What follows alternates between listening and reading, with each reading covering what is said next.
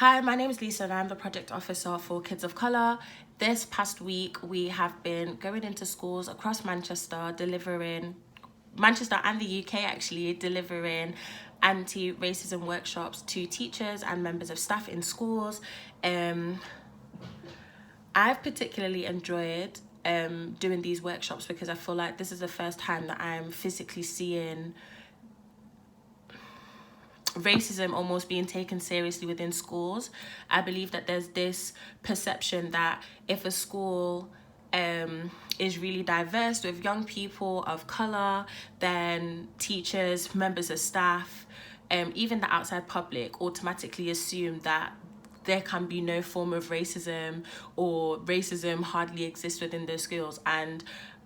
from a student that went to a school that was slightly diverse, I can completely say that that narrative and that perception is absolutely incorrect.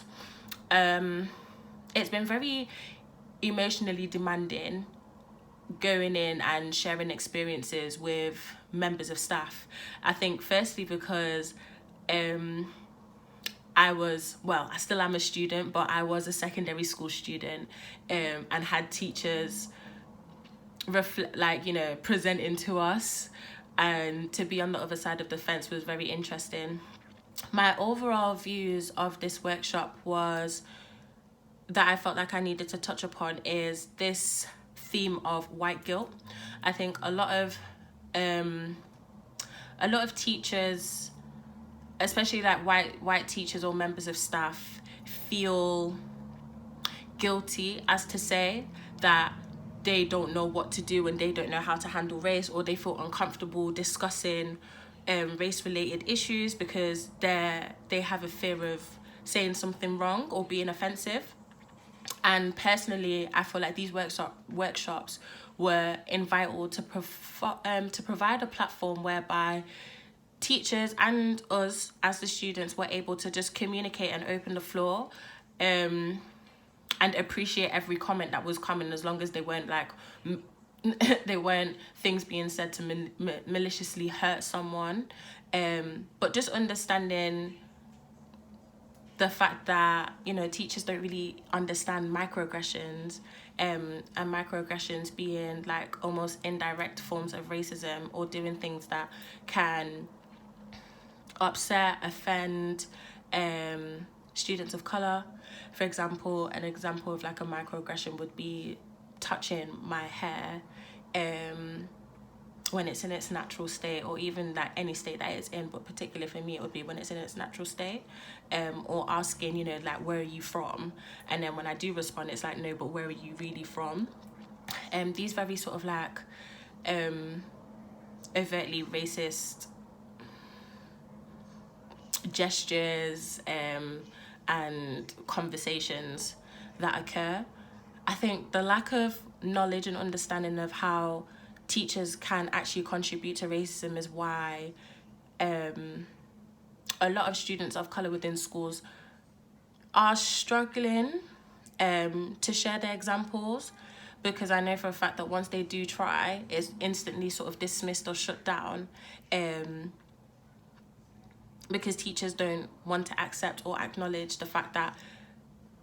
some of their actions are racist and do contribute to racism.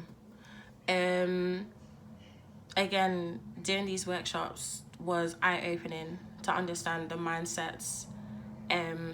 of teachers, and just to see that a lot of members of staff actually sat there and reflected and was like, oh my gosh, I probably have done something that was racist and had no idea about it. Anti-racism workshops are so vital, and I feel like they should be had in every single school,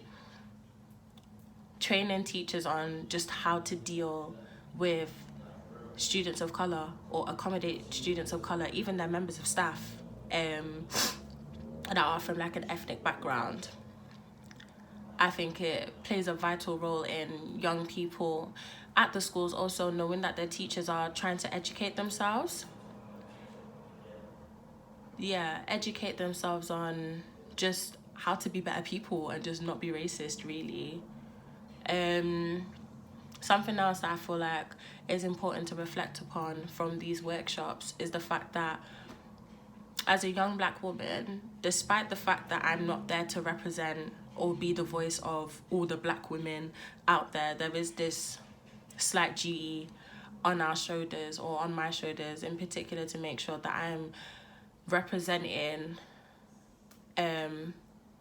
black women in the best way that I can, and have to share a lot of experiences that myself or even like my other black female friends have experienced, just to give these teachers a broader understanding. And that can be quite tough. However, I feel like it's something that I personally feel needs to be done, and I'm happy to do so if I know that at least coming out from those workshops, someone has sat there and reflected on their actions and aimed to do better. Yeah, so I think these workshops have been really great, really amazing, and hopefully we're able to do more, and hopefully there's a greater push for these anti-racism workshops to be something that's compulsory within schools. So yeah, thank you for listening.